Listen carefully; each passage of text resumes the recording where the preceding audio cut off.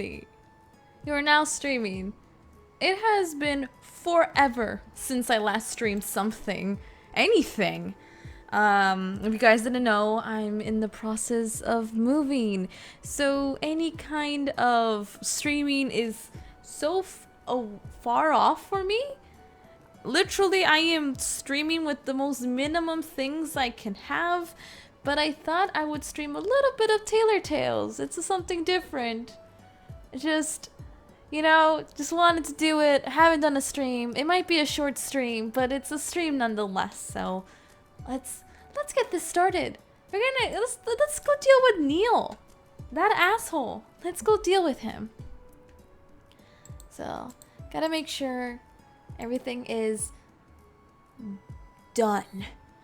Alright, so I changed the outfits. I had to go and re-download Tailor Tales to the newer version, so like the cutscenes work. I also had to replay to like chapter 18, sort of, kind of. I had to get the outfit that I had in my last game. So I am here. Let us start chapter 19. Let's do this. Okay, continue. Because I know there's some bullshit about to happen with NIEL. There's always bullshit with NIEL, so let's deal with him. After our talk in the cafe, Angela has commissioned me once more for a formal dress. This time less naked, she said. I guess she doesn't have a date to impress. She also invited me to the event, and when I questioned her about it, she vaguely mentioned something about going to see the opera with some old farts and having dinner with them. She didn't give me too much to go on, aside from the fact it should be a formal evening wear. Since I don't have any opportunities to design and wear a gown myself, I accepted her invitation, even though I have never really been to the opera. Meeting both NIEL and Angela has certainly given me plenty of opportunities to attend formal events where I can show off my talents. As I'm sketching out some ideas after closing time, I'm alerted by a knock on the door. Is it NIEL? Wondering who would disturb me at this time, I walk over to the entrance and look out the window. Last time, NIEL's an asshole. Let's make that clear. My heart skips a beat when I see that it's NIEL. I unlock the door and let him in. Oh shit. Good evening, I greet him with my heart thumping louder. It's late. What are you doing here? NIEL steps inside. He seems anxious about something. It seems you don't check your cell phone all that often, do you? My eyes dart over towards the counter where my phone is. I'm suddenly having flashbacks of how my back was pressed against the counter with NIEL on top of me, and I try my hardest to fight the burning blush from the creeping onto my face. Haven't checked in a while, why? Never mind that. I wanted to... He pauses, looking pensive. Discuss something with you. I fidget on the spot. I'm not quite sure what he means with that. I don't think I'm ready to discuss anything, really. My emotions are a mess. There's no way I'm going to be able to put them into words. Like? I ask carefully. It's a bit awkward standing so close to him now, with what feels like a crime scene of evidence behind me of what we did several nights ago. There's really no elegant way of putting this, but Angela's delusional ideas made me realize it needs to be said. Oh shit. Again, he pauses, and I can feel my heartbeat speed up in anticipation. He clears his throat and looks clearly uncomfortable. Oh no. I think we should stop being in contact with one another. Boy! Really? Boy. Really? Really? Really? Oh god. My mind goes blank and pissed. It's for the best. This way Angela won't be pulling you into her weird shenanigans. And I'll have some peace and quiet as well. Really? Boy. Oh boy. What am I supposed to do with you? My mouth drops open, completely and utterly shocked. Did he seriously just want us to stop seeing me? Am I being unofficially broken up with? What? I say, there's no need to involve yourself anymore. In fact, you can pretend we never met. Oh boy, you are not. Oh boy, I don't know what's supposed to do with you, NIEL. Really? You want to pretend we never met each other at all? Oh no.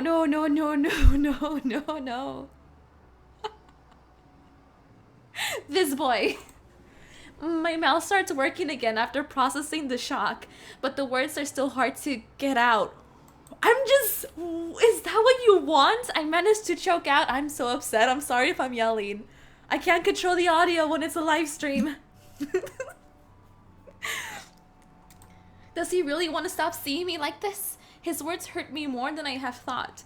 Perhaps I was in too much of a blissful state to realize I was in too deep already. NIEL's eyes twitch and I can see him losing his composure. Isn't that what you want as well? To not have to engage with me ever again? Oh my god. I look at him while lowering my eyebrows. I don't know what to think or how to feel. I'm so pissed.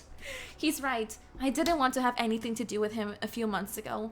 I wanted to be done with making him a blazer so I could get on with my life and pretend I'd never met this immature bastard. I mean brat.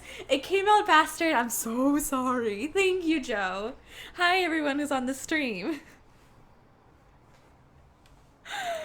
But this immature brat threw me into turmoil at the night of the ball. We kissed not once, but twice, and the second time was definitely no accident.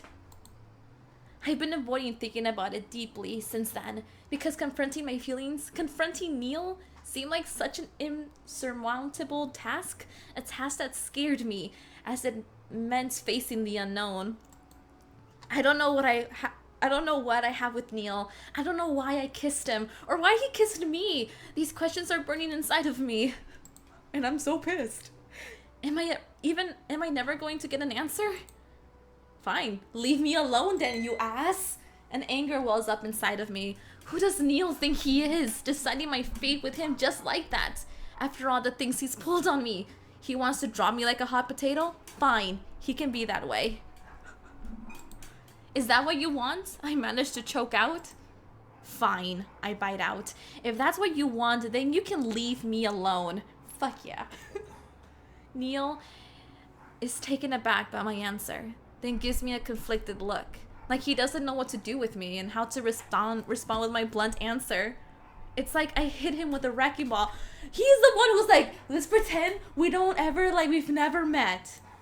If you're going to pretend this is the best course of action, then be my guest, NIEL. Go ahead and walk out the door and shut it on your way out. I can't control my anger inside of me. My mouth keeps opening and hurtful words are falling out. It's for the best. I'm just cleaning up Angela's mess. There's no reason we need to stay in contact. Oh, this insufferable bastard. You see, that's what I wanted to say from the beginning. I angrily point at my door. Leave, I yell. NIEL huffs me in anger. Goodbye. Why are you mad at me? You wanted this, NIEL. You wanted to leave my life? We can pretend we've never met. So, bye. I don't know. Then he turns around and leaves the store. Good. That's what you wanted. I once more collapse against my counter, but this time it's for an entirely different reason than last time. I'm angry and I'm hurt. I didn't realize NIEL's words would sting so much. Then again, I don't know why I would ever delude myself into thinking NIEL cared about me, even if it was just a little. He's always looked down on me anyway. It doesn't even matter if I was some kind of hero to him when he was a little kid. After all, he's not a little kid anymore. He's a grown man making his own decisions in life. And he decided he doesn't want to see me anymore. I checked my phone real quick and noticed I have 2 messages and 1 missed call from His Majesty. Both messages are him asking if we could meet up tonight. My fingers hover over the delete contact button. I don't know what to do. Delete his freaking number. Fuck that. That guy wants to pretend we've never met. Fuck him. Nope. Not gonna. The next couple of weeks, I drown myself in my work. Christmas passes by in the blink of an eye, and even New Year's Eve is something I barely remember celebrating with Sarah. I do overtime. I sew and stitch whenever I get the chance. I'm making phone calls here and there to order fabric. I do everything in my power to keep my mind from staring too far away from my work. Strain. Okay, I'm like, strain? Okay, strain. Because nothing good will come from thinking about NIEL. Yeah, we better deleted his number. I'm telling you right now, Melly, you better have deleted it. Angela seems to be oblivious, which is good, and she won't bug me about it. At least this whole ordeal left me behind a good friend. Hell yeah, I love Angela, man. I've been working on both of our dresses, fit for the opera. Angela's dress is finished, so I needed her to come over and do the final fitting for any alterations. I managed to get Angela instead of her red dress. Ooh, is mine black? This looks fabulous, my dear. Angela coos at me once she sees herself in the mirror. She makes a few flashy poses, trying to look sexy and haughty. I make a few notes to tuck in some bits at the bottom of the hem, but the dress seems to suit her just fine. I breathe a sigh of relief. My work paid off. Angela undresses and hands it over to me. Hey Melly, do you think you will do the other ending of NIEL? I don't know, man. I'm angry. I don't know. I know there's like a sassy ending and like a kind ending, but like I think I'm only gonna do one because this is just one. This is just me. This is Melly playing it. This is Melly's way that she handles relationships, yelling. I carry it over to my sewing machine and start taking it in the hem. Have you ever been to the opera before? It's nothing fancy, really. People who believe themselves to be important tended to inflate their egos. I was gonna say eggs. Don't let it get to you. I give a small chuckle when I push the fabric along the needle. Could we romance Angela? I would love to. Then why did you get an invitation? Well, says Angela, a bit dismissive. I get invitations to loads of events. I have to network where I can, you know? And for you, it's great as well. People might want to know who made this fabulous dress. Lord knows what I've been praising your name from this rooftop since last time. And thank you for that, I say. Although I have yet to hook another client such as you. Well, I guess we need to change that, no? Angela winks at me, and I'm sure something great will happen. So, who is it that invited you? Are you okay with me tagging along? I ask. Maybe I can snag them as a potential client. You know, just some old couple. Lovely people when they're in a good mood. Not so lovely when they're in bad. Is it Neil's parents? Is it Neil's parents? But it's absolutely no problem that you're coming along. It's fucking Neil's parents, isn't it? I told them all about you. They're excited to meet such a wonderful and talented young woman as such. Oh my god, it's freaking Neil's parents. Oh, I know it. I wonder just how much Angela told them about me. It's not like I'm anything special. Freaking Angela is scheming. Exactly, she is scheming. I guess we'll see. I give the dress back to Angela's once I'm finished, and it's his parents. It's Neil's parents. It has to be. It is. There's no way. And she tries it on once more. The cut of the hem is looking a lot better. And Angela seems to pretty stoked at the final result. It's his mom and dad. I knew it. It's gonna be the mom and dad. There's no other way. Dazzling. Simply dazzling. All it needs is a nice diamond necklace to finish it off. God damn it, Angela. I love her. Like, I hate her and I love her. I hate her because she's really good at scheming, and I love her because she's really good at scheming. She takes it off and neatly places it on the counter. I bite my lips to prevent myself from making a snappy comment about me not being able to afford something like that unless I worked for like 10 years straight. Sometimes Angela really does seem to live in a whole other world. I wonder how much money she makes doing pottery, of all things. All right, I heard about your job. You make pottery? Angela smiles at me. I make all kinds of art. I make all kinds of art, love. I love to sculpt and let my imagination go wild. It's a passion of mine to travel the world and see many pieces of art that people can create. Italy had only only been my latest escapade. It makes me happy to see you're doing something you love, then. I see. It reminds me of myself. I moved here to start my own boutique and to create clothes that people are happy to wear. I love making clothes as well. I've been doing it once my grandma passed away, you see. She used to sew me all these girly dresses, but I just didn't want to wear them back then. I wanted to play in the mud and get dirty. I didn't want to be girly, so I never wore those dresses. Angela looks at me with a comforting smile on her face, letting me say my piece. It's hard to imagine you as a tomboy, she chuckles. I can't freaking read or speak. God damn, it's been a while. I really was, but after my grandma passed away, I was left with these boxes full of dresses she made for me. It made me so sad. I cried for a whole week straight on the attic with the box. My mother gifted me the sewing machine my grandma used, and I guess I fell in love with it ever since. That's a lovely memento of your grandmother, Melly. I'm sorry you had to say goodbye to her so soon. Question, is Angela a closet lesbian? She says earlier in the route, she's like, man, I'm gonna freaking, panties are gonna fucking fly off. Like, she's like, I'm gonna attract the men and the women. So yeah, she could be like, both ways. Totally can see her. I smile at her, happy to be reliving my memories of my grandma again. That's okay. She gave me a passion in life. That's great. Life is all about going after your dreams and finding your passion. Angela suddenly looks timid. That's why I'm so concerned about NIEL. You see, we were having such a great conversation, and then you bring up NIEL. God damn it, we had something, Angela. We had something, and you just had to bring up NIEL. Oh no, that one subject I wanted to avoid, but it would be rude to tell her not to talk about him. She looks at me with hopeful eyes. He's stressed at work. It's chaining him down. I know he wants to do something else with his life, but he doesn't want to defy his parents. I'm conflicted about wanting to hear more about NIEL and wanting to tell Angela to stop talking.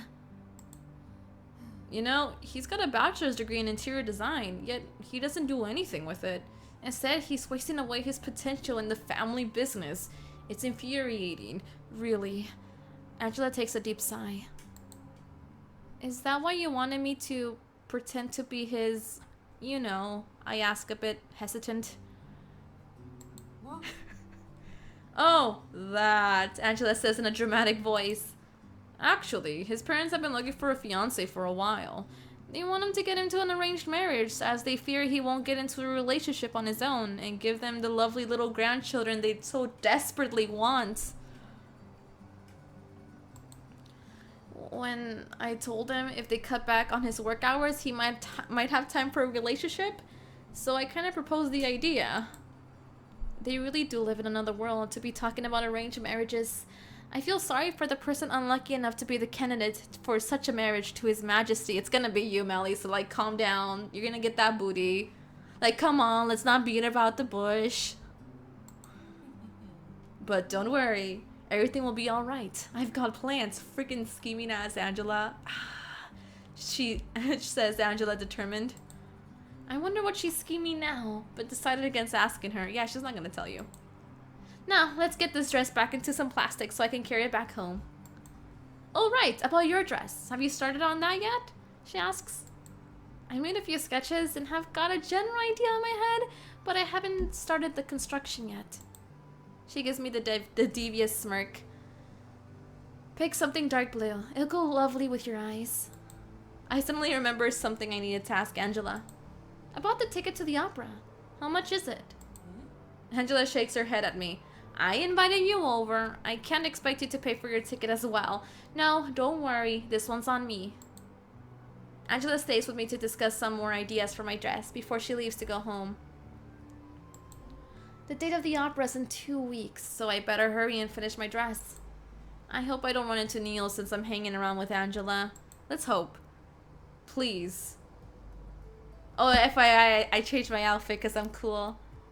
Can we go to the next one? We can, yay! It's almost 6 o'clock, and I'm waiting for Angela to pick me up at my home so that we can attend the opera together and have dinner afterwards with her guest of honor. I'm all dressed up, and I'm a little bit nervous as as I've never been to an event like this, and will probably feel out of place, much like I felt out of place at the ball. But I have to stay strong. It's snowing, so it's hard to make out what's going on in the distance. I can hear a car pull up and see a very fancy-looking car on the street. And inside I see Angela, who waves at me, beckoning me to come over and get in. Quickly, I make my way over to the passenger side and open the door, making myself comfortable as I slip into the seat. Time to meet Neil's parents, exactly. Ooh! Angela! Damn, I really want to romance her. She looks good. Are you kidding? That's not the red dress I made you, but it's black and I love it. Everything on the inside is made from white leather. Ooh. It's definitely an expensive car. It's very warm. You ready to get bored? Asked Angela with a half-hearted laugh. I simply smile at her. I'm excited and nervous. Don't be. You probably won't even be able to follow what's going on, and the dinner won't be that exciting. But enough about that. You look lovely as always. That dress is to die for. Perfectly styled as always, as well. I blush a little at the compliments. Why can't we romance Angela? It's perfect. Like, if Neil doesn't want me, I'll go with the cousin. It's cool. Angela presses the gas pedal, and we're on our way to the opera house. We arrive to an old and large building. Angela parks her car, and the both of us enter the building. It's filled with groups of people conversing before the start of the show. She looks so good, though. Come on, let's go to our seats. Angela starts to hurriedly walk towards one of the gates. I try my best to keep up with her while wearing high heels. God, we're gonna meet Neil's parents. We enter the auditorium, which is richly decorated with vintage designs, detailed with golden flecks. In the distance is the stage. A large red curtain covers most of it. Tons of people are walking alongside the aisles, trying to get to their seats. Angela's looking at our tickets to find the right seats, and we make our way through the ocean of chairs.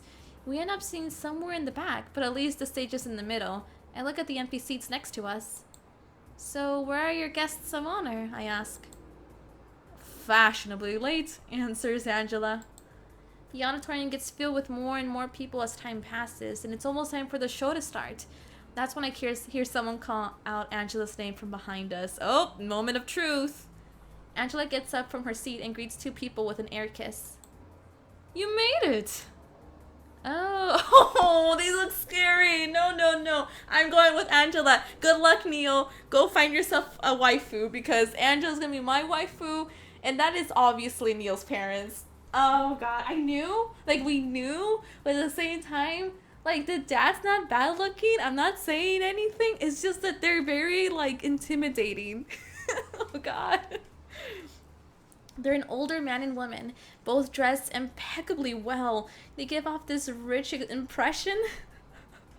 The man is very intimidating looking. Like, that's exactly what I said. Executing a position of power. Like, the dad's kind of cute. Not gonna be that person, but you know. The woman is frail and thin, and her white skin makes her look even more vintage. She stepped out of a painting. Like, she stepped out of a painting. There you go. I can read. This is the girl I've been... Oh my gosh. Fucking Angela. You did what? I know you did. I know you've talked about it, but still, like... This is the girl I've been telling you about. This is MeliZ Booty. Oh my God, no. The man sticks out his hand, and I quickly accept a firm handshake. Marcus, and this is my wife, Evelyn. Oh, really pretty names. I like that. Those names click something in my head. Those are Neil's parents. I shoot a dirty look at Angela, who gives me an innocent smile. Oh my God, Angela, why? Why? Romance Neil's dad? If there was an option. I'm just saying. Nice to meet you, I say in a low voice. I immediately take my seat again and cross my arms. Angela didn't say anything about meeting Neil's parents. Please don't let this be parts of some kind of... I'm surprised you're wearing something even remotely resembling modest this time.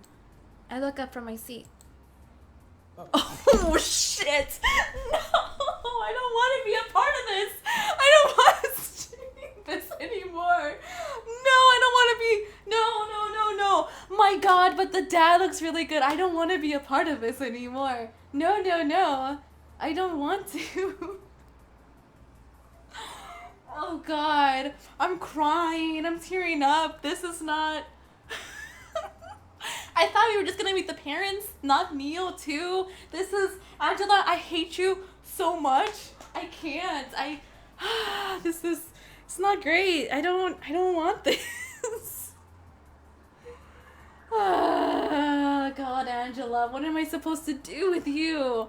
The dad looks good though. Just gonna say that. I guess I get the younger version, NIEL. Oh God, Angela, why?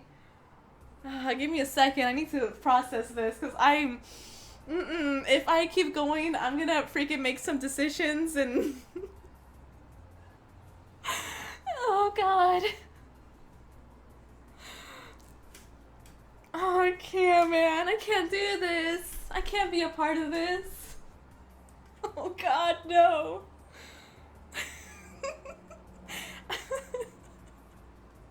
I didn't sign up for this. You're right. I would very much like to be excluded from this narrative. Oh, okay. Okay, freaking YOLO swag. Let's do this. It's NIEL. Oh, really? You're gonna give me that look? You fucking, I swear, you're gonna give me that look, NIEL? You wanna go? You wanna give me that angry look? Did I think you were gonna be here? I'm offended already. Like, you're already offending me, NIEL, with you standing there. Angela, says NIEL in a low growl after his eyes meet mine. Angela, I hate you so much, Angela. Oh God. Is something the matter here? Asked Marcus. Yes, there's something the matter here. NIEL looks at his father, then back at me, and then finally gives Angela a deadly look. No, everything is peachy fine, he says sarcastically. His father doesn't pick it up. You must be. Oh, Angela, I hate you. Angela, I hate you so much. I love you, but really? There's someone delivering a package outside. Oh, God. Oh, my God. Oh, my God. You must be NIEL's fiance. It's so nice to meet you, dear. I've heard from Angela that you design your own clothes, asks Evelyn as she sits down. Oh, no, Evelyn is so nice. Oh God, for a few seconds I look like a fish out of water with my mouth opening and closing at random. I'm pretty sure Angela set me up under the pretense of inviting me to the opera when really she was letting me meet NIEL's parents to go through her ridiculous scheme. And right after NIEL had said he didn't want to see me anymore. I could kill Angela right now. I'm about to scorn her so much after this. I'm gonna be polite and go along with it. I can't like throw Angela under the bus. I just can't. Why, yes, I do. This dress was designed by me as well, I answer in the politest voice I can muster. It looks absolutely stunning on you. Don't you think so too, NIEL? Says Evelyn. Oh God, NIEL annoyed. He's been asked for his opinion, simply continues to stare straight ahead of him and mumbles something in agreement. Don't you even give me that attitude, young man, says Evelyn in a sturdy voice. Compliment your date. It's only polite to do. Oh shit. Say Angela's your girlfriend. I know. She already said I was the fiance though. I can't go back. No, I gotta tell Evelyn, no man, we're fiance, sure, like bros, like we're total bros. Oh God. It's nice to know at least his parents were trying to teach NIEL some manners, because I can recall the many times it seems he left them at the door. NIEL finally acknowledges me. You look nice, he says. Oh, thank you for the best compliment you could give me. I know he's being forced to say this, but those words sting. NIEL already made it clear he doesn't want to see me, so hearing fake compliments thrown my way only makes it worse. I want to escape this hell, but I don't want to appear rude to NIEL's parents who don't really know what's going on here. It's not their fault Angela's a conniving little... I almost started to sound like NIEL there. Oh, the show's almost starting. Evelyn claps her hands to get our attention. Let's all enjoy this evening together. Oh, God damn it. Speak for yourself. please. I don't want to sit next to him. Please don't make me sit next to him. There are all sorts of emotions bubbling up inside of me, but I do my best to stay quiet for as long as possible. I just need to get through this, then I can leave. A crowd of people rushing in to find their seats as the red curtains open up. The auditorium quiets down. You can only hear the shuffling of fabric and footsteps. A lady wearing a very big dress walks up on stage and stands in front of the orchestra. Then the violins start playing.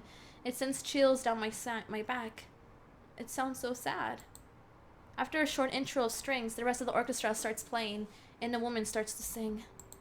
I'll be honest, I'm only half paying attention to the show, as I've been thinking about NIEL being with his parents, and Angela tricked me into coming along. And it's simply not something I expected of Angela, and I'm sorely disappointed in her for cooking up something like this. I want to leave as soon as possible. The opera slowly moves along. All the while, I'm sitting on edge, and it's not because of the beautiful performance. Finally, the woman stops singing and the orchestra stops as well. There's an announcement that they'll be back after a 20-minute break, and the crowd starts to leave their seats to grab something to drink or use the bathroom. I'm going to get something to drink, so I'll be right back, says Angela as she speeds right out of there. Fuck you, Angela. That's what I'm going to say. Fuck you for leaving me behind with the parents and NIEL. I'm glaring at her back. She's running away from having to face my wrath, and that's also when I realize I am left alone with NIEL and his parents. Are you enjoying the show? Asks Evelyn. Oh, she's so nice, too. I still have to be polite, even though I was barely following it. Yes, I am. It's lovely. We can never get NIEL to enjoy them, so I'm glad someone his age does. Oh, no. I mean, I love theater. It's just sometimes, yeah, just operas kind of fly over my head. Then again, I saw the Phantom of the Opera, so I don't know. NIEL huffs out loud and then gets up from his seat. I'm getting something to drink as well. Before NIEL can leave, Evelyn pulls on her son's hand and looks over to me. Aren't you going to offer your date something to drink as well? Be a gentleman. I mean, like, Evelyn has a point. You're kind of being an ass, NIEL. You're supposed to be my date, quote unquote. NIEL looks at me. I can see he wants to roll his eyes desperately, but he's restraining himself. Would you like to have something to drink, Melly? I shake my head no. As soon as NIEL gets his answer, he leaves. I'm left alone with his parents, and it makes me feel quite awkward. So, Melly, where did you meet NIEL? Oh, do you want to know the truth? I can tell you the truth. I was the one who was like, oh, I don't know who he is, and with the cops. Oh no, Evelyn's going to ask me things about me and NIEL. At least Marcus seems to be staying quiet. At a cafe, I accidentally spilled coffee on him. Evelyn gives a small chuckle. Yo, classic. I'm happy to see it didn't sour your relationship from the start. Oh. Okay. I giggle nervously. That's pretty much the opposite of what happened. Me and NIEL hated each other. What NIEL thinks of me right now, I have no idea. I don't even know what to think of NIEL at the moment. I kind of want to strangle him though, if that counts.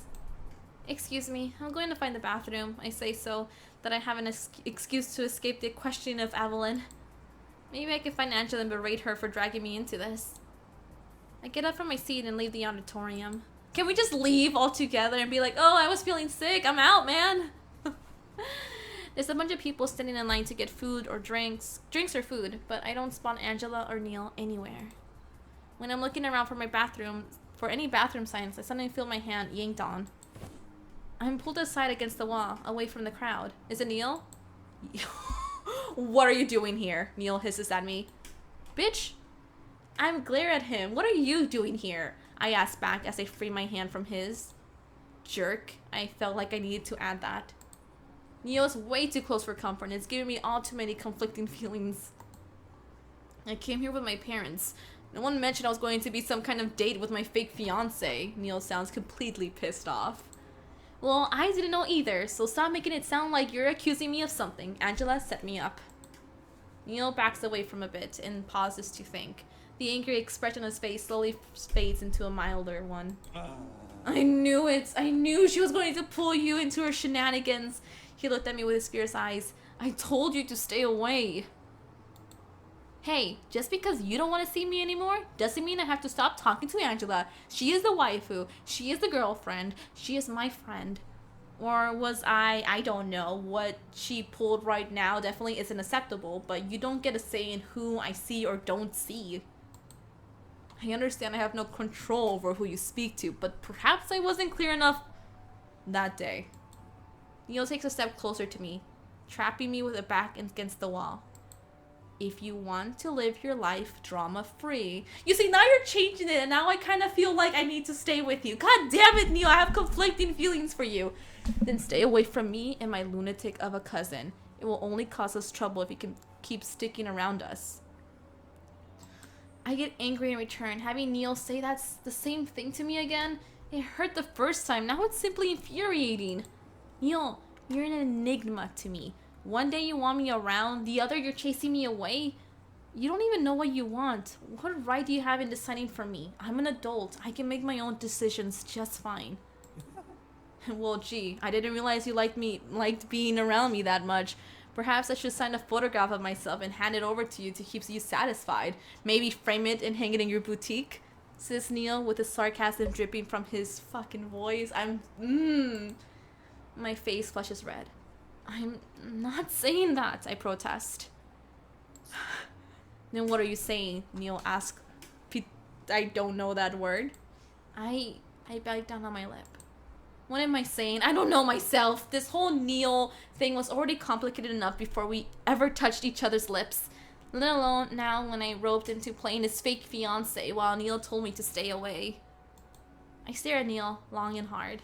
I don't know how to say or formulate my thoughts. He gazes right back into my eyes, and the murmur of the crowd falls to the background. Right now, we only have eyes for each other. You're either gonna make out or tell him how you feel. Come on, Meli. Hurry this shit up. Something deep inside me starts to stir, and I look away from him to curb the feeling. I don't know, but I do know I don't like it when you go ahead and decide things for me. I hang my head down and fiddle with the fabric of my gown. Typical, says Neil with a huff. I should have turned around the moment I saw you sitting down in the seat. You're free to leave, I snap back. I will leave after the show ends. I'm sure I can come up with a good excuse to skip dinner. She invited you over for dinner as well? Asked Neil, sounding surprised. I didn't know it was going to be your parents, okay? But I'm not going to stick around and play house with you. Not when you so eloquently told me to stay away from you. Finally sick of discussing this with Neil, I turn around, ready to walk away and find the bathroom. But I'm stopped once more as Neil grabs my hand again. Wait, he says. Now you're boy! Oh my god, I sigh in defeat and look him in the eyes. Now what? My parents, they can't find out. Find out what? I'm not really your fiance? I say with a huff. At least you have some amount of brains in that head of yours. This asshole. Oh my god. Continue insulting my intelligence and I'm walking out of here right now, I warn him. Neil swallows and the expression on his face softens. The hold he has on my hand relaxes as well, and he covers it with his other hand in a reassuring way. My apologies. I'm a little on edge and taking it out on you, when I should be taking it out on Angela. I'm a bit speechless with how fast Neil apologized for his mean comment. I didn't expect it, not in a million years. Neil takes a deep breath. I know I told you to stay away from me, and I promise after this you won't hear from me again. However, I'm asking you if you can hold out until after dinner before leaving. I can still salvage things afterwards. Yeah, fuck it. Oh, wait, what? No! I have no such obligations towards you to go along with this game, I say in a steady voice. Especially not after you told me to stay away from you. Neil shuffles at his feet, his eyes avoiding mine. I know what I said, he mumbles. But this is only for tonight. Regardless whether it's for tonight or for an entire year or Angela had planned, your words were very hurtful that day. And I want a sincere apology from you before I will agree to anything. I'm too nice to this guy. I just did, he hisses at me. And it wasn't an apology for what happened 2 weeks ago, and you know it, I argue back. Neil bites down on his lips, giving me a pointed and conflicted look. He starts pacing back and forth in front of me, his fingers running nervously through his black hair. He stops in his tracks, his shoulders slumping in defeat. Was it really that awful of a suggestion? He asked in a small voice. Suggestion? It wasn't much of a suggestion when you tell me to stay away from you and then leave my store. What else could I have done? Neil barks out. Let Angela drag you to the mud as she is now? I'm my own person, Neil. I have my own agency. Let me make my own choices and leave me to deal with my consequences. With the consequences. Don't decide it for me. There, I got it all out. The reason why I was so angry at him, he was deciding things for me when it wasn't what I wanted at all. Neil's golden eyes are wavering. He looks conflicted about something going on in his mind. If only I knew what was going on in that mind of his, things would probably be a lot easier between us. He starts swallowing his own voice. Thought it was the best, and yet things still turn out this way. He peers through his eyelashes into my own. I feel myself holding my own breath in anticipation of what he's about to say. I'm sorry for hurting you. It wasn't my intention. I wanted to spare you the drama. You wanted to spare me the drama by creating drama? Great thinking there, Neil. Brilliant. Nonetheless, he apologized. And it sounds sincere as well. And I would have never expected something like this coming from Neil of all people. Well, it certainly didn't work out that way, I say with a slight smile. But apology accepted. Neil lets out a relieved sigh. So you please be my fiancé? Other people passing by overhear Neil's words and suddenly start going, oh, he's proposing! Both Neil and I turned red at the misunderstanding. It really did sound like a proposal. It did, though. Neil backs away from me in embarrassment. Well, don't leave the people hanging. What's your answer? Oh God, Neil. Why do I love and hate you? I try to control the blush on my cheeks, reminding myself this is a fake proposal and think it over. He did apologize just now, and I'm guessing pretending for one night couldn't hurt. I'm kind of happy Neil's talking to me again, and my feelings of anger have subsided. Subdued, whatever. Alright, but you owe me big time. Neil looks up at me with hopeful eyes. Really? I didn't expect you to agree. He sounds baffled. I can easily revoke my answer if you want me to. No, I can't do this without you. That was unexpected. I didn't think Neil would say something like that. Then again, there are a lot of things Neil has done in the last 5 minutes that I would never expected. Neil flashes, oh, he's smiling! He looks so relieved. God damn it, I'm so weak. Thank you, Meli. I really do appreciate it. Oof, that smile is way too throbbing for me. Too heart-throbbing for me. Neil rarely smiles, so whenever he does, it's like an arrow being shot through my heart. Yeah, same, though. Same. I look away from him to calm myself down. Alright, let's head back then.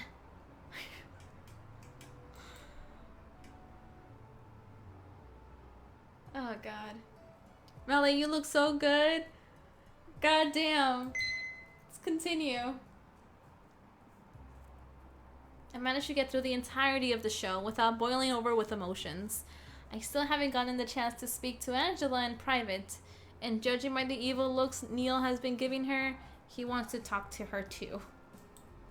I still need to give her a piece of my mind though. After the show is over, we make our way back to the parking lot. As we're heading out to the restaurant for dinner, Neil leaves with his parents, me, I'm with Angela. Oh, Angela, you're gonna get it in a car. Angela, you have some serious explaining to do, I say once we're both seated inside. Whatever do you mean? It was a lovely performance, was it not?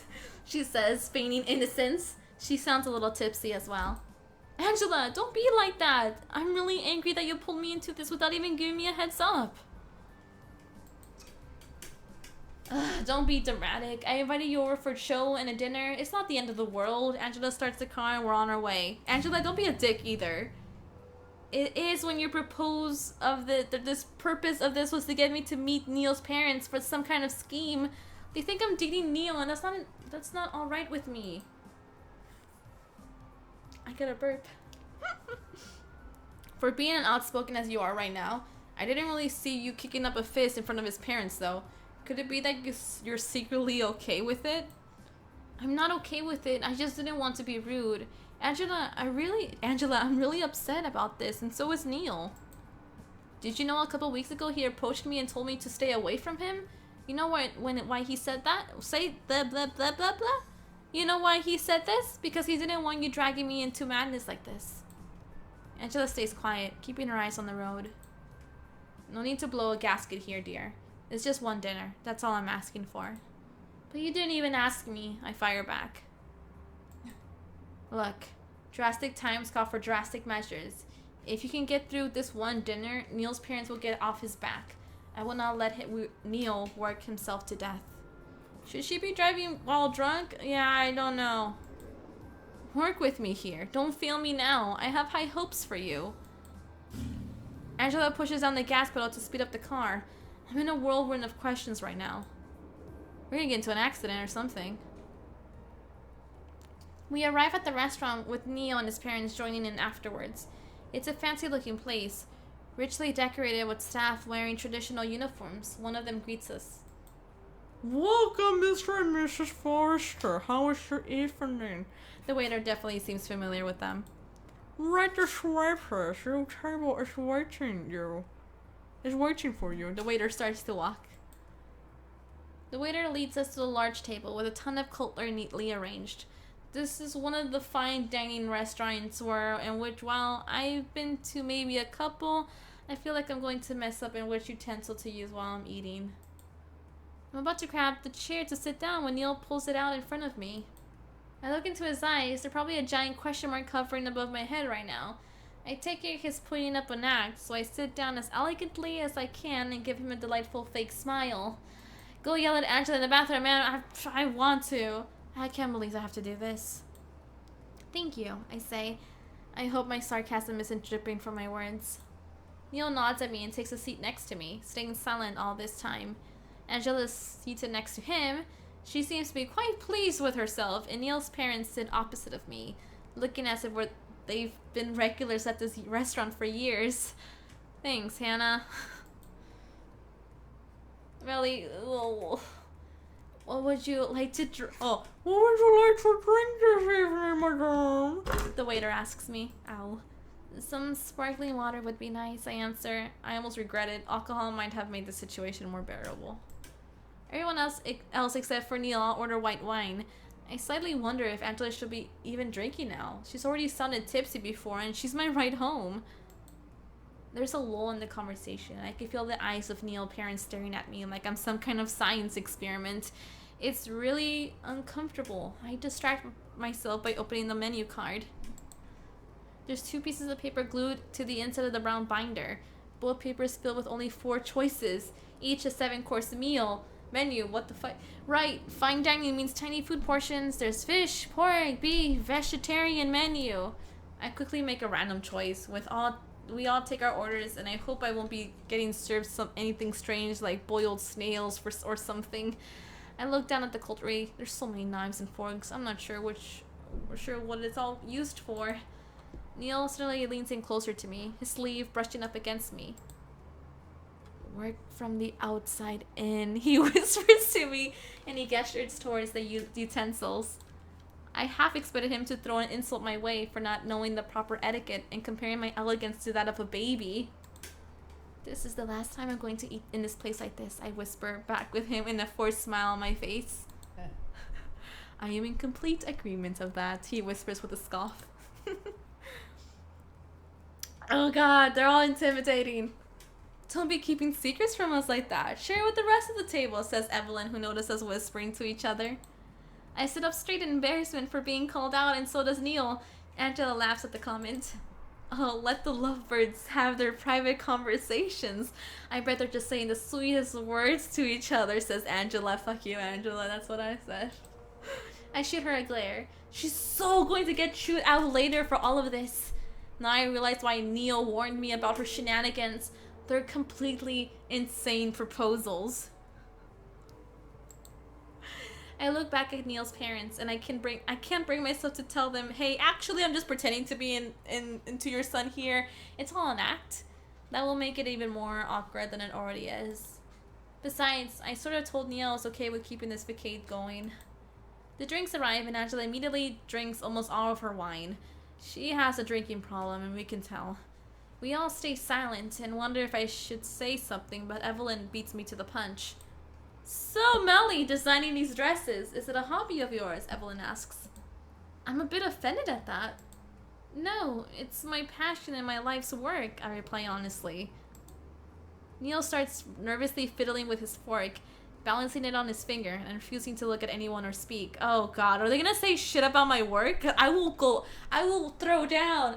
I'll meet you outside, how about that? Is that so? Is all Evelyn says. Oh my god, she's already judging me. I know when someone's judging me. What did you study at the university? Marcus joins in the... Oh boy. Boy. NIEL tenses up when Marcus starts to speak. I feel like I'm being picked and prodded at with a stick. This is uncomfortable for me as well. I went to the Art Institute of Guyane. I got a bachelor's degree in fashion there. Another art school. Marcus looks at NIEL as he says this. A waste of time and money. Oh boy. Oh, Marcus. Oh, I'm gonna beat your ass. I frown at the man. Why would he call it a waste? NIEL keeps tapping the spoon against the table, going faster and faster until it launches out of his hand with a soft clink, lands in between my chair and NIEL's. I can feel it touch my heel, so I bend down to pick it up. Oh god. At the same time, NIEL tries to reach for the spoon as well, and we softly bump our heads against each other. That's kind of cute. His eyes are wide and staring into my own, our fingers suddenly touching. My heart starts to beat faster, nerves overrunning my body. We're so close we could sneak a kiss behind the table. We could totally do this. Excuse me, NIEL mumbles. He closes his eyes, then leans even closer. His black... Ooh, wait. But, okay, I read ahead. I'm horrible. I'm a horrible YouTuber. Freaking playthrough, whatever, because I read ahead. Oh, God. His black hair brushing against the side of my cheek. For a second, I really think he's going to kiss me, but instead he lifts the spoon from the ground and does nothing. Slowly, NIEL sits up straight again and places the spoon down on the table. I gulp and straighten my back up as well. Stop being clumsy, boy, Marcus says with a grunt. NIEL tenses up and he immediately hangs his head down in response. He's so meek. It's so weird to see NIEL off his game. I guess they didn't teach you how to use utensils in art school. Oh! Boy, you're gonna... Okay, you know what? I know that you're saying it to fucking NIEL. But that... Even though we're fighting right now, Marcus, whatever the fuck your name is, don't you ever say shit about art school. How about you stick up those fucking utensils up your fucking ass? How about that? How about that? You want that? You could be into that. I don't fucking know. Pissing me off. Wow, he sounds so high and mighty. I'm annoyed by that comment, as well as his previous comment about art school being a waste of time and money. Oh my god, I don't even know what to say. I'm so... do I be kind or am I a bitch? Am I gonna be a bitch about this or am I gonna be a pine about this? Oh god. Why do you think art school is a waste, you asshole? Oh shit! I did the first one! Oh! Melly did a boo-boo! Oh. Oh shit. Oh god. Oh god. Oh god. I picked the first one. I meant to pick the second one. I'm in it. Oh well. Oh well. I give him a snide and cool look, unable to keep my mouth shut. Well, fuck it. Well, isn't it a parent's job to teach their child table manners? I say nonchalantly. Oh god. Oh god. I didn't. You know what? Fuck it. NIEL twitches in response. Fight me, Marcus. Fight me. Fight me. I will go down without... boy, take this outside. We'll take this outside. I did not mean to press that. Really didn't. But we're going down. It's going down. Hey, you know what? The creator of this says there's no bad ending, so it's not like I have any consequences. NIEL twitches in response, and he turns to me with his fear in his eyes. save, girl. You can't save in like middle of the chapters. You keep going. You can only save in the beginning of the chapters. I'm screwed. Oh, I screwed up. I screwed up. Marcus' expression changes as he glowers down at me, crossing his arms across his chest. Are you insinuating that I haven't taught my son any manners? His voice is thick and threatening. Well, it's pretty obvious NIEL has the manners of a teaspoon, so yeah, I'm implying this. Now, I don't think anyone here is saying that. And MeliZ's bachelor's isn't a waste, Marcus. She owns her own boutique and even made this dress for me. Marcus gives Angela a dirty look, but claps down his mouth and refuses to speak any further. That's what I fucking thought, Marcus. Cash me outside. And for once, it makes you look like an elegant young lady. Oh, okay, now I know why people hate these parents. Okay, Evelyn, you kind of said something. You said shit. You said shit about Evelyn? No, I mean, you said, Evelyn, you say shit about Angela? Oh, ooh, girl. Just wait. Says Evelyn, sometimes you show off too much skin, my dear. A lady should dress more modest, like MeliZ here. Oh, you're gonna say shit to Angela. On one side, I have someone calling my bachelor's a waste, and on the other side, I have someone praising my work. It's all a little bit of strange, and I desperately want to escape from talking about myself. What the fuck is that? What the fuck was that? I don't know what that music came from. I'm so sorry. I actually had a live stream like that hadn't started yet, so I was like, okay, I have enough time. I have enough time to stream. But the live stream started. I'm so bad. That music was perfect though. I look towards NIEL for support, but he looks even more out of his element than before. Great. Can't count on him. It seems NIEL caves under his parents' pressure. A little skin never hurts anybody. Besides, I think NIEL likes to see a little bit of skin, says Angela as she winks at me. I kind of want to die right now, and I can feel NIEL growing uncomfortable as well. I managed to catch him knocking his knee hard against Angela under the table to get her to quit making those comments. Anyway, let's drink. Let's drink to MeliZ and NIEL, who are getting married. No, we're not. Angela raises her glass of wine. Angela needs to stop drinking. We're gonna get into an accident. I wish the ground could swallow me up right now. This is getting too much to bear. I have the weirdest fake-looking grin on my face. It's a miracle no one can see the obvious discomfort written on it. Just pretend for one dinner. It should be fine. You can do this. Raise the glass. I take my glass and slowly raise it, seeing NIEL do the same. NIEL turns his head to look at me. To us, he says weakly. For some reason, that makes my heart beat faster. I know it's fake, but hearing him toast to our fake marriage is kind of giving me some very strange feelings. Hey, sweetie, you're in love. Let's just kind of like stop being around the bush. We all cling our glasses together. Is it over yet?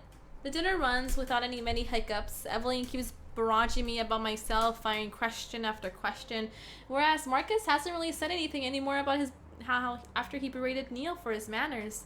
Good. NIEL has been completely quiet during the whole meal as well, only sometimes responding with one of his words. It's so strange to see him like this, so quiet and meek. I'm not used to this NIEL. It's really odd. On the other hand, the one thing that felt very much the same still is Angela, who has been getting more and more tipsy. The tipsier she got, the more she teased us about being a couple. She was coming up with fantasy scenarios and of us going out on dates to museums and whatnot, describing it with way too much detail. It was awkward to say the least. By the time we're all done with our desserts, Angela's clearly too drunk to drive, so NIEL offers to drive me home instead. It was very nice meeting you, MeliZ, says Evelyn. Do let us know when you can join us again. I would love that. I simply smile at her, knowing full well there won't be a next time. I had a very nice evening. Thank you very much for inviting me. MeliZ, says NIEL all of a sudden. I turn to face him. It's so strange to look at him when we've been seen side by side this entire time, hearing about our fake romantic escapades. Yes. I'll drive you home. Ah, alright. Obviously, Angela's in no state to be driving. We all bid our goodbyes to Neil's parents as we managed to get inside Angela's car without much protesting from Angela. I sit in the passenger seat next to Neil, looking at him as he grips the steering wheel with his hands. Just like me, Neil's on edge, and we're both pretty displeased with Angela's actions. Speaking of Angela, she's singing songs in the backseat of the car. Love songs, to be exact. For what it's worth, I think you two make a very convincing couple, she says with a giggle. You and I will have a serious discussion when you sober up, says Neil with a chill in his voice. I won't be letting you off the hook. Oh, come on. Lighten up, Neil. Your parents loved her. Oh, well, Evelyn did. Marcus was a grump. But he's always a grump. Grumpy grump. Green grumps. Angela starts to slur her words. Angela, why don't you close your eyes and get some rest? I ask, begging for her to stay silent. Angela doesn't seem quite to listen. Seems to quite listen to me and continues to sing random love songs, but at least she's not making any strange comments. My eyes glance over towards Neil, seeing him look so serious as he stares at the road. I know he asked me to play along after all, but I wonder what he thinks of this entire situation. My thoughts drift back to Angela's fake dates. I start to wonder what it would be like to date Neil for real. I try to imagine where Neil would take me out, and I'm pretty sure he'd take me to an expensive restaurant, yes, such as this one as well, and would probably open car doors for me.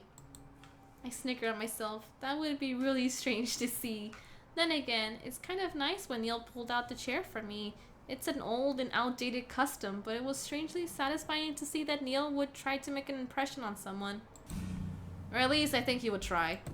Eventually we arrive at Angela's apartment and Neil goes up. Ah, try to play a game. Please, please, please don't make noise outside. Please. Okay, cool. Eventually we arrive at Angela's apartment and Neil goes upstairs with her to make sure she doesn't sleep outside of her own front door. I anxiously await Neil to come back. We'd be alone again. Are you gonna make out? Are we actually gonna do this for real this time? I guess now would be the time I won't be seeing Neil anymore. He did say he'd promise I won't be hearing from him again after tonight. The thought leaves me sad. I need to speak to him about this. Neil's back before I know it, startling me when he opens the car door. He sits down with a heavy sigh, placing his hands on the wheel again. I really do apologize for tonight. For Angela, he says as he starts the car. I slowly nod my head. I know it's not his fault that Angela did something like this.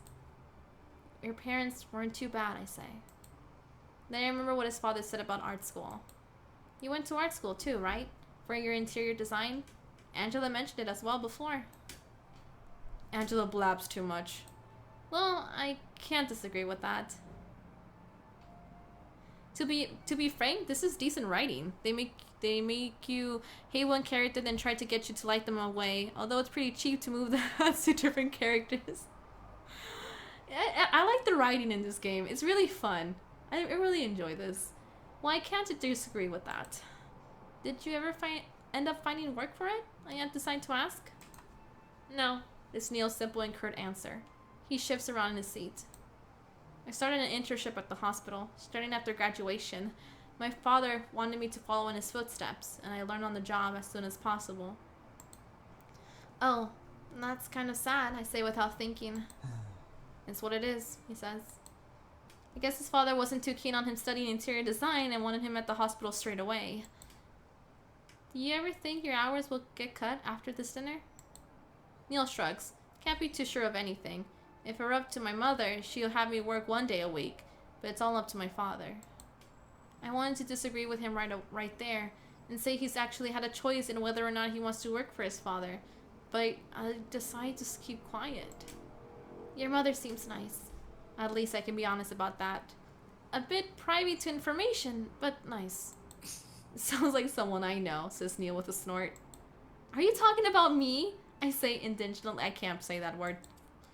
Who else sticks their noses into somebody else's business as much as you do? No, I don't, I mutter. That would be Angela. I say the last part quietly. Neil doesn't respond to that, except he puts his hand on the stick to shift into gear. We stay silent for a while, keeping our eyes on the road. That watch you broke, says Neil all of a sudden. It was a gift from Angela for my graduation. Oh, that makes sense, I guess. Angela seems to have been born into a rich family as well. I'm a bit surprised that Neil volunteered to share this piece of information with me. It's almost as if we're having an actual conversation. She had high hopes that we'd be working closely together at the same firm. Unfortunately, life didn't work out that way. Neil seems sad as he says this, like he's reminiscing past memories that never came to fruition. I'm intrigued on one side. On the other side, I'm worried what will happen when we reach my house. We're gonna find a good conversation to end on. That's too bad. At least I realized my dream. I can't imagine being forced to do something else that isn't even related.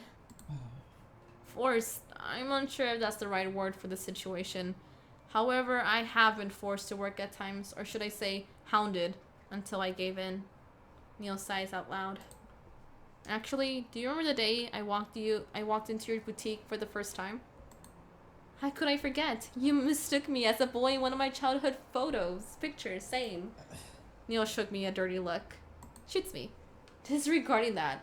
I was there by pure accident. My father's secretary was following me the entire time, yapping about some meeting I should have been attending. She drove me mad, that woman. Still does. I figured I need to devise a way to get rid of her. I tried to piece together the puzzle. Neil seemed anxious that day when he entered. So you mean to say you were in my boutique that day because you were hiding from her? I wouldn't exactly call it hiding, says Neil begrudgingly. I would definitely call it hiding, I correct him. Neil glances at me again. I expect him to retort with something like, I'm used to, but this time he chuckles. Oh, he's so cute! I'm so petty. I'm so fucking petty. God damn it. I suppose I was. I'm at a loss of words at the moment. Seeing him laugh so earnestly with me, it's making my heart clench up. I want to see all these different sides of Neil that he never shows. They're all so interesting. It resonates strongly within my heart. I don't want him to stop seeing him. Neil, I call out, awkwardly feeling with my fingers. Since, the worst part has already happened, I doubt Angela can play more tricks on us. Do you still want to... Neil turns the wheel. We arrived at my street. Do I still want to what? Get married? I'm kidding. The car rolls to a stop. It's dark outside. Only a few street lights are on. We're the only ones here. I look down at my hands. Do you still want to stop seeing me? I managed to say out loud. I hold my breath. Oh god. Neil exhales slowly, rubbing his head on the steering wheel, like he's afraid to let go. Oh, rubbing his hands. Okay, not his head. He squeezes his eyes shut, then turns off the engine and opens his car door. Get out. I'll walk you to the door, he says while getting out of the car. He's completely ignoring my question, but I quickly get out of the car as well, nervous about what he's going to do. Make out and do other things. That'd be totally okay with me. I feel like I'm going to get rejected. I shakily hold my purse close to my body and watch as Neil makes his way around the car to approach me. Neil brushes his fingers through his black hair as he stands next to me, in front of my boutique. His eyes are cast downwards, refusing to meet mine. I can feel my heart thump loudly in my chest as I start to walk towards the front door, with Neil following me behind. We both stop at the door. I can only remember what happened last time, but this time I'm scared it's going to be the opposite. I turn to face him, but neither of us can look each other in the eye. Neil? I say softly. Please answer me. Neil? Isn't it better this way? Is it? I question. You just spent the entire night pretending to be my fiance, entertaining my parents with the idea that I might actually have someone who tolerates me enough to marry me. Neil finally looks at me. And you don't think it's smarter if we simply never see each other again to avoid such disasters as tonight? And didn't I say I'm an adult who can make their own decisions? I can handle disasters. I stare at him. Besides, is that really what you want? Can you really look at me and say you don't want to see me anymore? You're very cocky, Melly. I'm just gonna say that out loud. Neil's eyes shift to the left and right, unable to look me in the eyes. He's fidgeting too much, like he's nervous. Come on, dude, just make out with me. Melly, don't, says Neil, and he catches my gaze. Don't make me waver in my decision. Neil, bitch. Why not? I ask innocently. Oh, we're gonna do that tone? Why not? I ask innocently. Neil gives me a conflicted look. He probably doesn't know what to do either. So, feeling bold enough, I lean closer to him and reach for his hand, my fingers sliding across the skin of his palm until I got a firm grip on it. I press my body even closer. Girl! Melly, really? And I can feel him flinch back, but he doesn't seem to be rejecting my advances. No, I can feel him close his fingers around mine, grasping me tightly. Oh, my heart's like, oh, doki doki. I raise my other hand so I can reach Neil's black hair. It's gotten longer, I say softly. I twirl a lock of black hair around my finger. Neil's arm is... Oh, yay! Neil's arm is suddenly wrapped around my waist ever so slightly. Don't, he murmurs softly. Finally, I lay my hand against his chest, our bodies molding together, and I whisper, are you wavering yet? Neil breathes out and breathes out of breath he's been holding, and then he buries his face into my hair, using his arm to pull me into a warm embrace. I can hear his heart beat fast against my ear. Dirty tactics, he mumbles. He tightens his embrace and I cling onto him as well, feeling excitement run through my body. Can you fucking kiss already? Cheater, he says against my ear. We stay like this for a bit, bodies unable to separate from one another, enjoying the warmth from this embrace. We've been waiting for this embrace, been wanting to touch him again after the day he told me to stop seeing him. It feels so much better in his arms. I'm a fool, Neil sighs and nuzzles his nose into my hair. It's giving me goosebumps, really good goosebumps. The moment is cut short as Neil finally distances himself from me, taking all his warmth with him. I feel naked. Motherfreaker!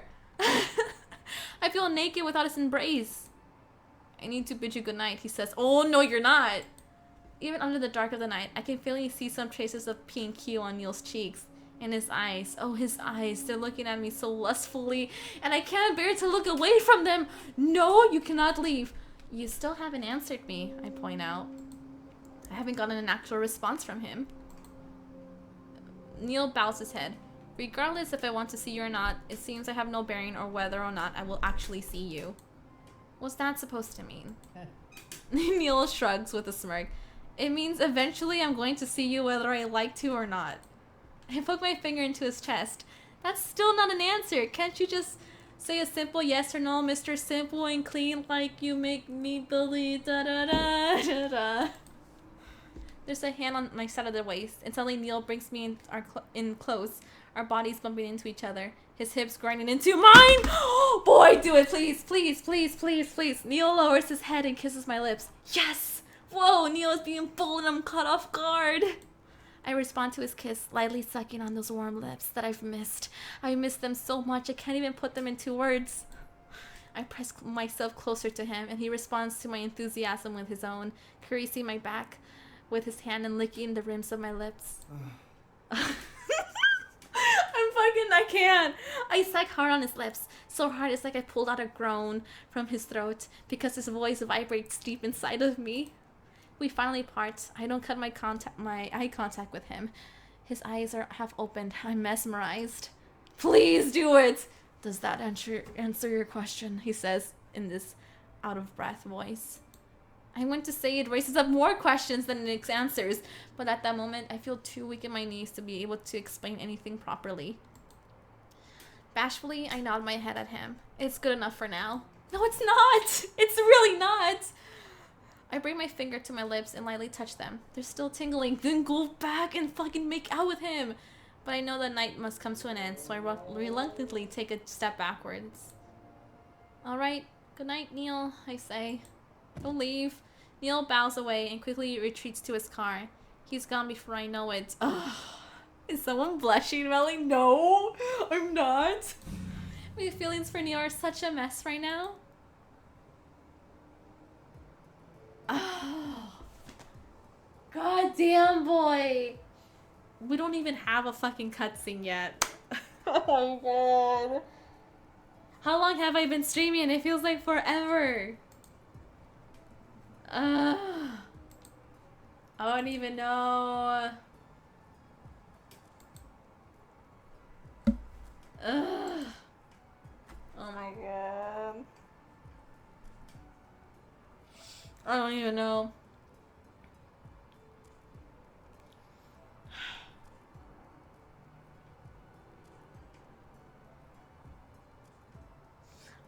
How much does this damn girl want? Look, I have been told this is like a rated like PG-13 plus game, so it fades into black when they do the do.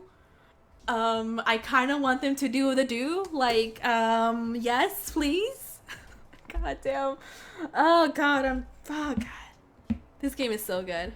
It's been an hour, Melly. God, this game is good. Doki Doki. Yeah, it is. I can't stop smiling. I'm such a freaking... Oh, God. I'm a useless piece of shit. That's what I am. PG-13 much. Hell yeah, it is. Man, I don't even know.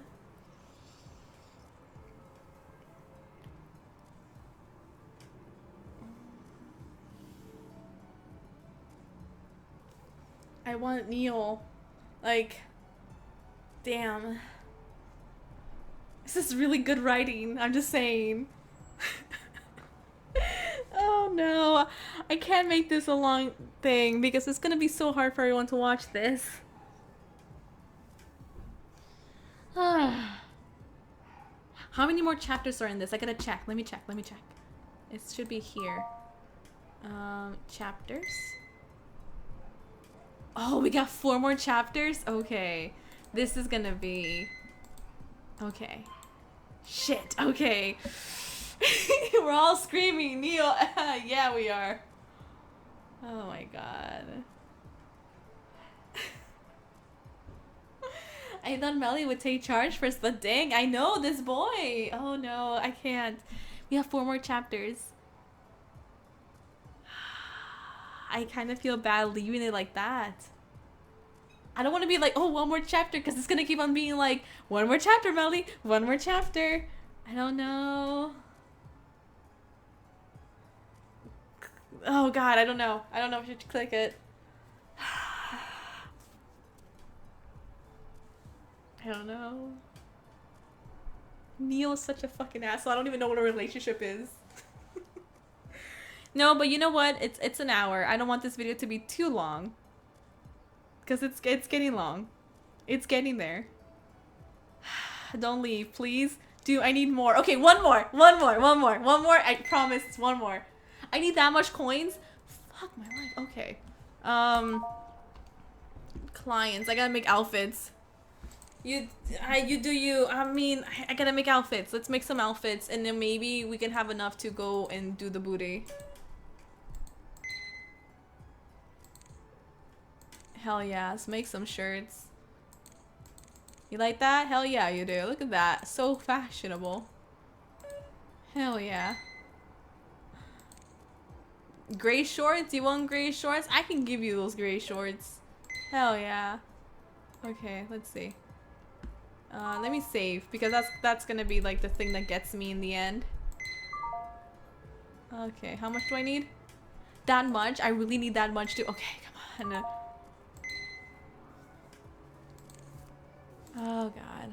Don't tell my husband about these shorts. I will not tell your husband. I don't even know who your husband is. Anything's fine. You want this plain skirt? I get you that plain skirt. Look at that. Boom. Yeah, I'm not making that. You crazy. That's a lot of... Oh my god. This is a lot of like... Girl, you're not gonna look good in this outfit. I don't want to be that person that tells you what to wear, but I'm just saying... Those colors, they just don't do... I think it's a lighter one. Skirt. This game is gonna be the death of me. And then...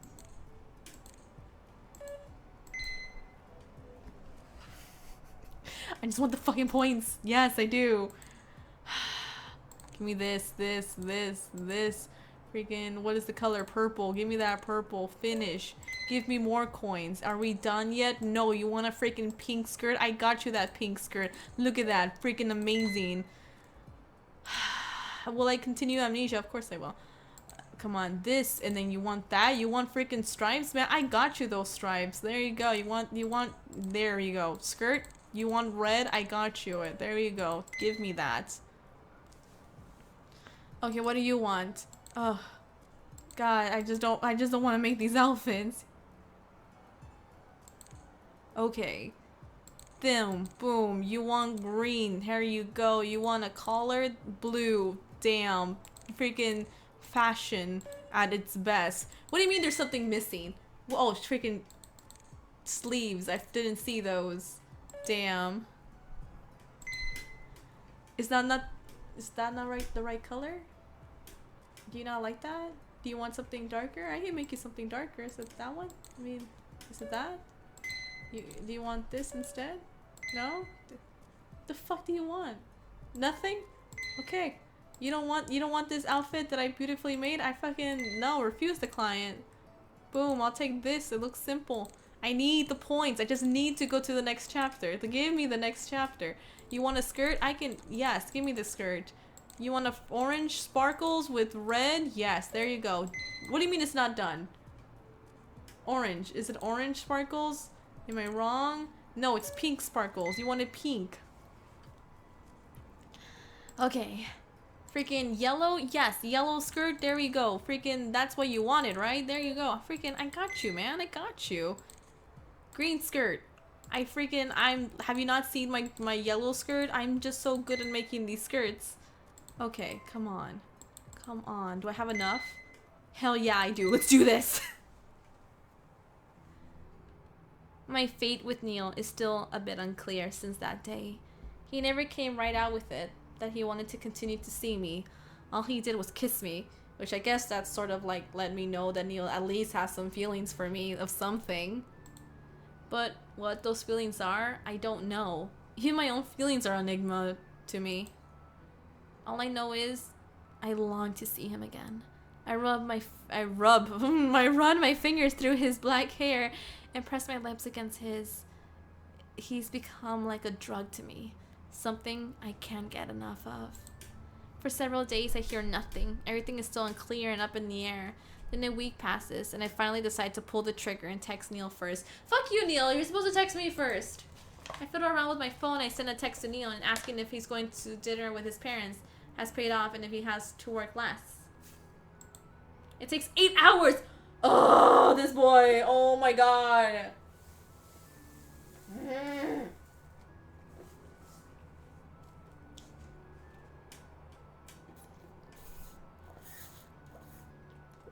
I'm so done.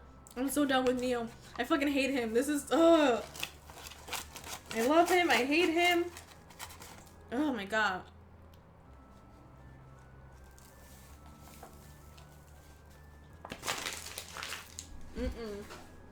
I'm done with this boy. I'm so done.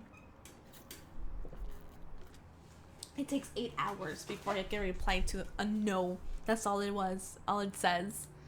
I feel a bit cheated out of that answer. I went through the entire ordeal and NIEL's office hours weren't even cut down.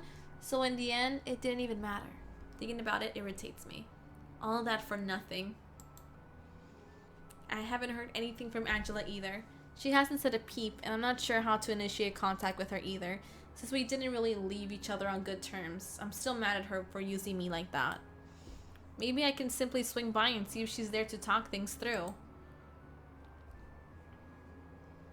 So that's what I do. I head over to Angela's apartment. Oh my god, is there gonna be another chick? Don't do the whole, there's another chick in his life. When I ride the elevator up to her floor, I ring their doorbell, and I hear a commotion coming from inside. Well, Angela certainly seems home, but it sounds like she might be busy. Perhaps I should have called before coming over. The door opens. Angela's face pops up, looking confused, and her hair is disheveled. "Meli," she says. I wince at the smell of alcohol coming from her mouth. "What are you doing here?" Oh my god, she's drunk. Okay, Angela definitely seems to be drunk at 1 p.m. I came over to talk, I say, and now I feel a bit hesitant. Maybe I should come back some other time? Angela suddenly grabs me by the wrist and pulls me inside the apartment. For being drunk, she sure has a lot of strength. I stumble inside. The place looks like a mess. The once impeccable apartment now has magazines lying on every piece of furniture, chairs not pushed under the table, vases lying down on the floor. What happened here? I ask in shock. Did someone break in? I have a bit of a creative block, Angela hiccups. So that's why I need to get a little chaotic with my environment. She has a glass of wine in her hand and lifts it up. This is a great choice of poison to my creative juices running again. I grab the glass from her hand. I think that's enough, Angela. Yeah. I can't bear to see Angela like this, completely wasted on her own, in her own home. Angela gives me an undignified look as she wobbles a bit on her feet. I wasn't finished with that, she protests weakly. I'll come back some other time, okay? How about you go rest? I try to persuade her. She seems really drunk. More often do I encounter Angela drunk like this. It's getting worse. But how do you even get someone to realize they need to stop drinking so much?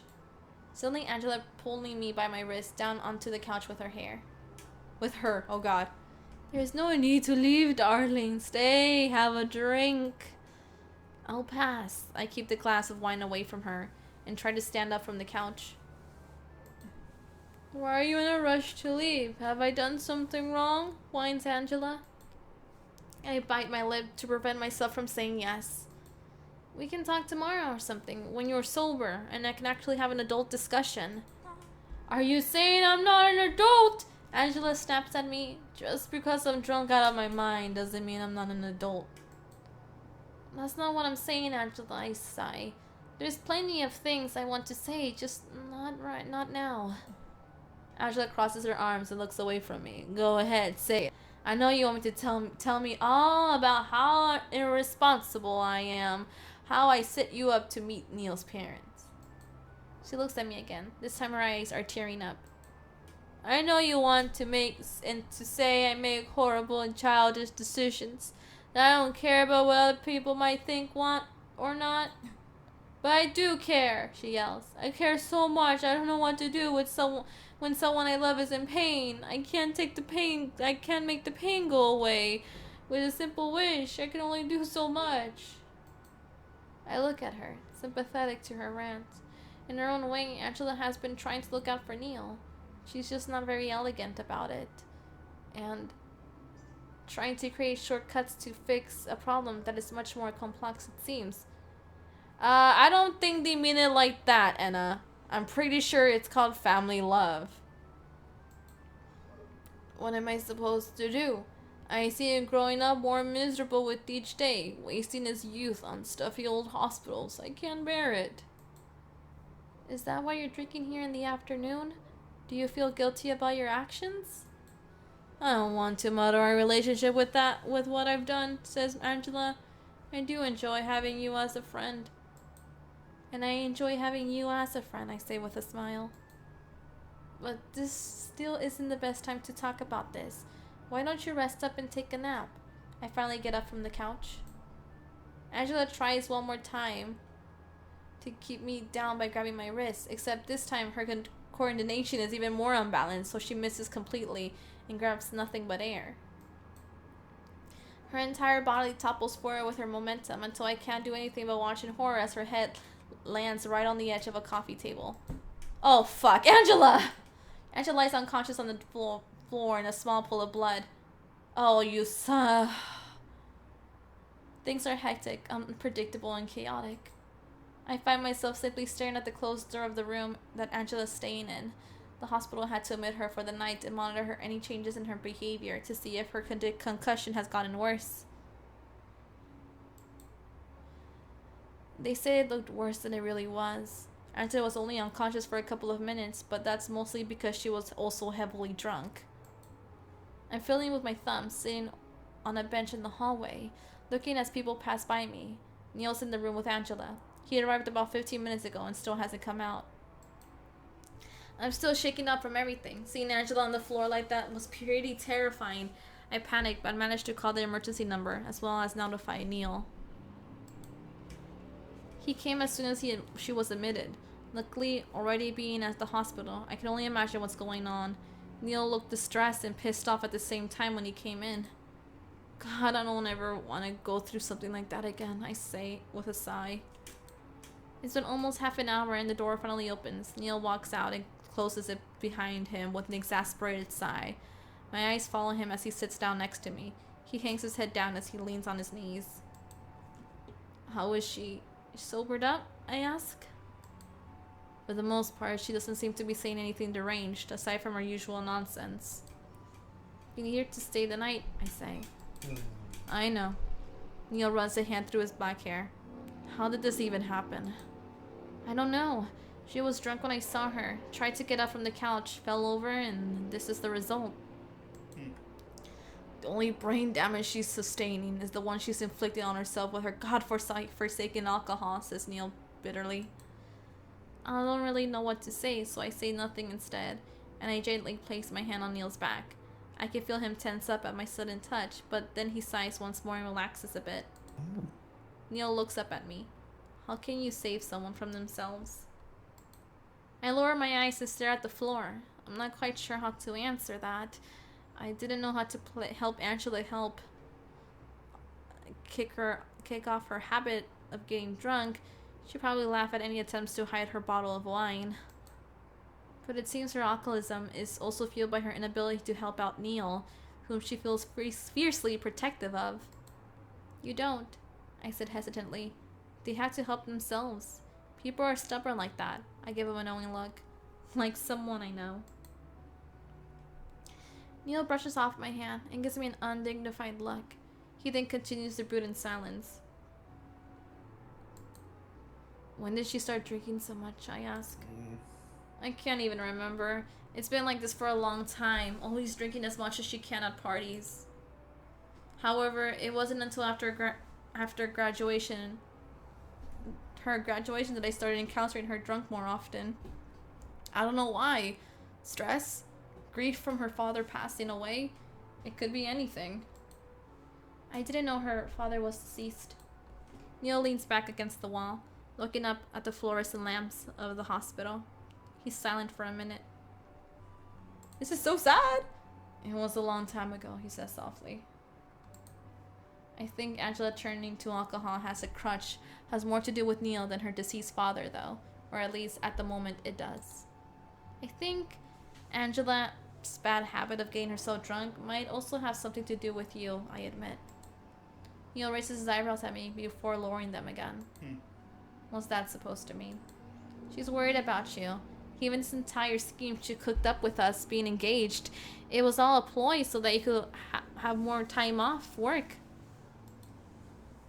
I sigh deeply. I'm beginning to understand Angela a little more. Despite disapproving of her alcohol habits, she has her own demons she's fighting.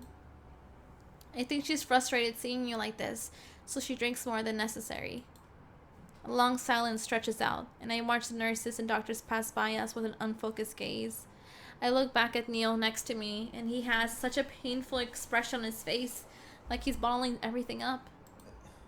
How can she be so stupid, says NIEL, his voice wavering with emotions. Always concerning herself with me. That's just Angela's way of showing her affection, I say with a slight shrug and smile.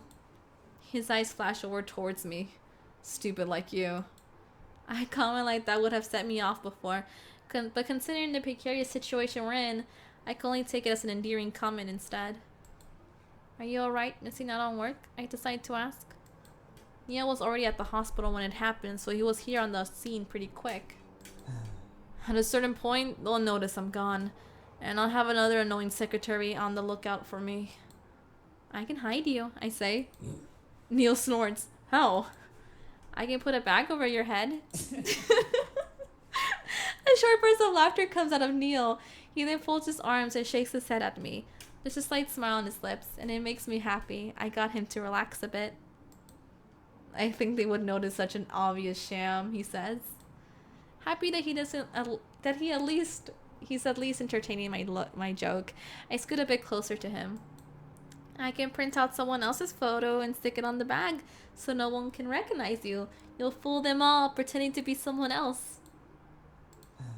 It would be a nice change of pace to not be myself, says NIEL in a softer voice. Realizing what he said, he quickly scrambles to correct himself. I mean, I live a magnificent life, but I wouldn't mind being able to dodge those secretaries. Relax, Your Majesty. I know what you meant to say. You wish you could escape your responsibilities. Even I do sometimes. What kind of responsibilities would you even have? Having to count the number of customers that enter your store? Boy. A whole 4! So much stress, he mocks. I glare at him. I get way more care than 4 customers a day, I say defensively. Angela doesn't count, he points out. She's a legit customer! So you are agreeing that you only get 4 customers a day? What? No, I'm not. Don't twist my words around. If you're getting only 4 customers a day, then you should market yourself better. Spend some money on advertising, make seasonal clothing, giving discounts to returning customers, and for God's sake, get a business card already! You don't even own a website! I can feel my cheeks starting to blush. NIEL's right, I haven't done most of those things. With Sarah, I've done a few photo shoots and handed the pictures out as flyers, but that's all the advertising I've done. I kept putting it off to make my own website, then that eventually I was simply making excuses and procrastinating. But the pride inside of me refuses to admit NIEL's right, so I turn my head away from him to hide my embarrassment. How would you even know I don't have a website, I mutter. Obviously, I had to find out who exactly was making my blazer. I checked every single combination of words I could think of, but got no hits in any search engine. Fuck you. The most I could find was your company listed in your local business's registry. I couldn't even find you on social media. You're simply lousy at keeping an online presence. Couldn't even find a single picture of you.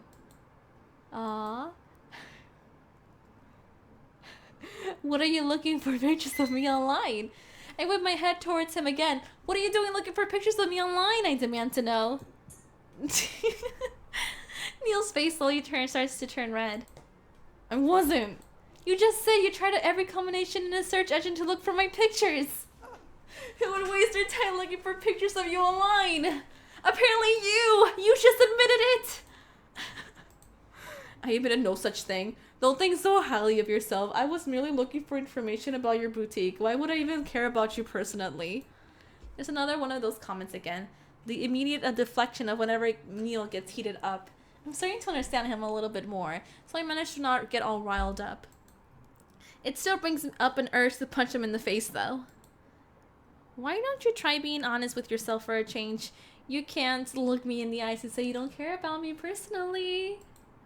I give NIEL a serious look, and when his eyes meet mine, he bashfully turns his gaze elsewhere. He bites down his lips. Fine, I do care, he says softly, but it's different now. I didn't know you back then. His readiness to admit he cares about me right now makes my heart thump unexpectedly. I want to remember this moment, so I slowly lean my head again against his shoulder and take out my cell phone. I hold it out in front of me and turn the camera towards the both of us. Smile, I say. Huh? Photo, yay! What? Oh. His face! Why do I have black hair?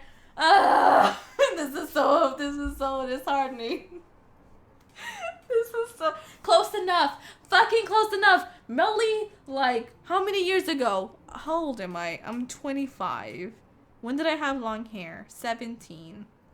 So if we do the math, 28, 21, 22, 23, 24, 25, this is how Melly looked 8 years ago. If you guys want to know, this is how I looked 8 years ago. Take that in a second.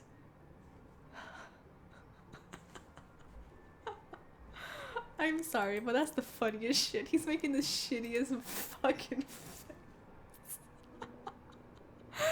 Oh god. NIEL, you look ridiculous. I start laughing uncontrollably. NIEL's making a super funny expression in the picture. His eyes half open and his mouth pulled into a weird snarl. It's too funny. Then don't suddenly take pictures of me, he growls at me. Delete that. Hell no. I mean, wonder what is going on with your eye there. Does it always do that? Delete it now. No way. Let's take one more then. Oh, so cute. Oh, I'm saving these both. Oh my goodness. Oh. Okay, okay. Because I'm not going to be able to decide which thumbnail I like better. Oh, he looks so cute. Oh my goodness. I'm like having a ball here. 10 out of 10 camera skills. I can't even take selfies like this. And look at the result. This time NIEL isn't blinking. No, the picture captured his shy expression instead. He looks uncomfortable and slightly embarrassed. I'm definitely keeping both of these pictures. You had your fun, and I'll delete them. I quickly uploaded to my social media. Fuck no. Did you just upload that picture? There, you said you couldn't find any pictures of me online, and now there's at least one. And secretly, I also did it because I sort of wanted a picture of us together. Hell yeah. Why do I have to be in there too? He says in an irritated tone. And why that one? Because it's fun teasing you. NIEL frowns at me, probably surprised I even admitted to such a thing. I simply shrug at him with a smile. He looks away with a cough. Didn't know you could have fun around me, he murmurs. I'm just about to reply to that until a man comes walking up, seemingly on the lookout for NIEL. Hey, it's my dad-in-law. Hey, what's up, daddy-in-law? NIEL, he yells. NIEL's suddenly up on his feet, his eyes wide and his back straight. Father, he says. Hey, it's daddy-in-law. He says with an uncharacteristic stutter. Oh no, it's NIEL's father. I feel awkward in his presence. Does he know I'm not really NIEL's fiance? Why did you skip out on the meeting with Harrison? He's been angry and complaining non-stop. You better explain to me, boy. The way Marcus talks to NIEL is like he's dealing with a 4-year-old that misbehaved and needs to be reprimanded. Frankly, I'm a bit shocked at the way he's treating NIEL. He's completely ignoring my presence as well, like I'm not even worthy of his time. I guess I didn't need to worry about whether or not he knew I was faking it with NIEL. NIEL hangs his head down and seems to be unable to look his father in the eye. Angela, that troublemaker again? How many times are going to use her as an excuse? You need to own up to your responsibilities, NIEL. You'll never be able to fit for this kind of work otherwise. I frown at Marcus. Angela's in the room right in front of him. NIEL only came because he was worried. He's not even listening to NIEL's reasons for abandoning his post. Family emergencies aren't a valid excuse. Does he even care a relative is in the hospital? Apologize, father. I'll return straight away. I've never seen NIEL this compliant and defeated before. Where did all his Biden spunk go? The one that would argue to hell and back. Then again, he was similar during our dinner a week ago. This will be the last time that I see you skip out of work. Do it again and I won't hesitate to cut you off. Isn't that the whole reason I pretended to be his fiance in the first place? So that NIEL wouldn't have to work so much? What was the point of that doing it in the first place if he's still going to keep NIEL on a tight leash? Sitting here listening to NIEL's father berating him like this is infuriating. I know it's not on my place to say anything, but boy, do I want to. NIEL finally turns to me, but his eyes aren't meeting mine. He feels lifeless. I have work. Thanks for taking care of Angela. Have a good day. Together with his father, NIEL walks away from me.